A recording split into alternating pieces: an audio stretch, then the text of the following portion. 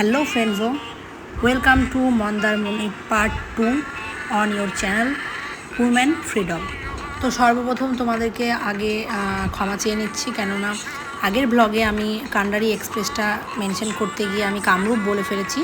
তো এটা তোমরা একটু ঠিক খেয়াল রেখো। আগের ব্লগে পার্ট 1-এ তোমাদেরকে দেখিয়েছি কিভাবে তোমরা মন্দারমণি খুব সহজে এবং স্বল্প খরচে কিভাবে পৌঁছাতে পারবে, এবং সেখানে পৌঁছে রিসর্ট ভাড়া কোথায় কম খরচে হবে সেগুলো সবটাই তোমাদেরকে আগের ব্লগে দেখিয়েছি। তো আজকে দেখাবো সারা দিনটা কেমনভাবে কাটিয়েছিলাম মন্দারমণিতে, এবং বিকেলে ও সন্ধেই কোথায় কোথায় ঘুরেছি, কী কী করেছি, খাবার দাবার কেমন এখানকার সবটা থাকছে ব্লগে। তো তোমাদেরকে প্রত্যেকবারে নাই এবারও তোমাদের কাছে রিকোয়েস্ট, স্কিপ না করে পুরো ব্লগটা দেখো। দীঘার সমুদ্র সৈকতে প্রচণ্ড পরিমাণে ভিড় হয়। একটু নির্জন পরিবেশে, একটু ছিমছাম পরিবেশে তোমরা যদি টাইম কাটাতে চাও তো নিঃসন্দেহে তোমরা মন্দারমণিতে যাবে, এটাই সাজেস্ট করব। এখানকার সমুদ্র সৈকত দীঘাপুরীর মতো না হলেও পরিবেশ খুবই শান্ত প্রকৃতির। তো আমরা বিকেলে বেরিয়ে গেছিলাম, এবং এটা দেখতে পাচ্ছ তোমরা, এটা হচ্ছে সরস্বতী মন্দির, যেটা মন্দারমণি লাগোয়া একটা মার্কেট রয়েছে, সেখানেই রয়েছে এই মন্দিরটি। তাছাড়াও প্রচুর ফুড স্টল থেকে শুরু করে হ্যান্ডমেড অনেক কিছু স্টল তোমরা এখানে দেখতে পাবে। তাছাড়াও বিভিন্ন ধরনের গিফট অ্যাক্সেসরিজ। আর এই মার্কেটটি আমাদের আইলাইট বিচ রিসর্টের একেবারেই পাশেই, 2 মিনিটের হাঁটা পথ।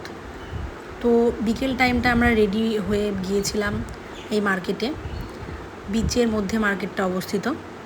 চারিদিকে তোমরা স্যান্ডই স্যান্ড দেখতে পাবে, তার মাঝখানে বিভিন্ন ধরনের স্টল বসেছিল, যাকে গোদা বাংলা ভাষায় বলি তোমাদেরকে। এখানে একটা আলু গোল গোল করে কেটে ভেজে বিক্রি করছে, তো তার দাম নিচ্ছে 50 টাকা। আর কলাটার আবার একটু বেশি দাম, কলাটা মেবি 70 টাকা দাম বলছিল। তো আলু ভাজা, কলা ভাজা এত দাম, মানে কি বলবো, যাই হোক। তো যাক, বড়লোকি ভাষায় বলতে গেলে এই হলো আমাদের স্প্রিং পটেটো আর স্প্রিং বানানা ফ্রাই। তো যাদের টাকা আছে পকেটে তারা খাবে অবশ্যই।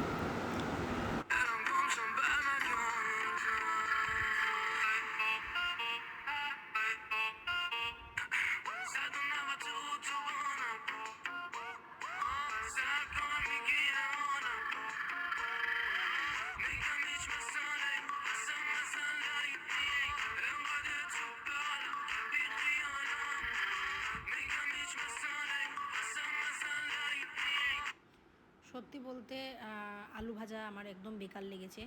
তারপর অমিত নিয়েছিল একটা ভুট্টা পোড়া। অমিত বলতে আমার বেস্টির হাজব্যান্ড অমিত। তো আমরা 4 জন মিলে গিয়েছিলাম। তো পরিবেশটা দেখো তোমরা সবাই, পরিবেশটা এত সুন্দর কি বলবো। তো চারিদিক ঘোরাঘুরির পর আমরা একটা স্টল দেখতে পাই, যেখানে খুব জোরে জোরে গান চলছিল, এবং সেই স্টলটায় আমরা যাই। আর স্টলটা ছিল 2nd ফ্লোরে, নিচটা ফাঁকা ছিল, বাঁশ দিয়ে এরম তৈরি, দেখতে পাচ্ছ ভিডিওতে তোমরা। আর ওপরটাই স্টলটা। তো ওখানে কী কী পাওয়া যাচ্ছিলো চলো দেখাবো। আর এই হলো আমার বেস্ট ফ্রেন্ড এবং তার হাজব্যান্ড। তো সেখানে অনেক কিছু মাছের আইটেম পাওয়া যাচ্ছিলো, ফিশের।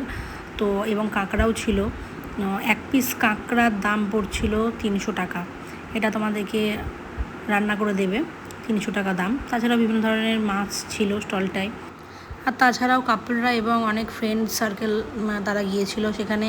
তো তারা সেখানে ওখানে ড্রিঙ্কের ব্যবস্থা ছিল, তো সেগুলোই করছিল। তো আমরা বেশিক্ষণ ছিলাম না, তাড়াতাড়ি আমরা চলে এসেছি রিসর্টে।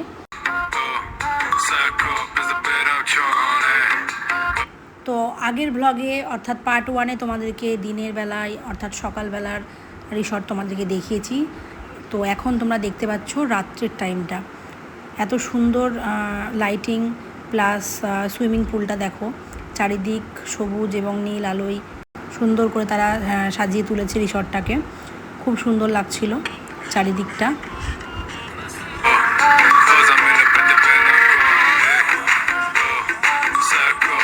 তোমরা চাইলে ঘোরাঘুরির পর আবার তোমরা সুইমিং পুলে নামতে পারো।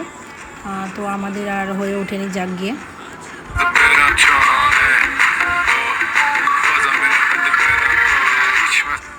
রিসর্টে আমরা ডিনারটা নিয়ে নিয়েছিলাম। তো যার তরকা রুটি ছিল, যার মূল্য ছিল ওই সামথিং 200-250 টাকা মতো। 1 প্লেট তরকা এবং 5টা রুটি ছিল। আচ্ছা, এবার তোমাদেরকে রুমটা দেখাই। রাত্রিবেলায় রুমটার লাইটিংয়ের ডেকোরেশনটা পুরোপুরি তোমরা দেখতে পাচ্ছ, দেখো।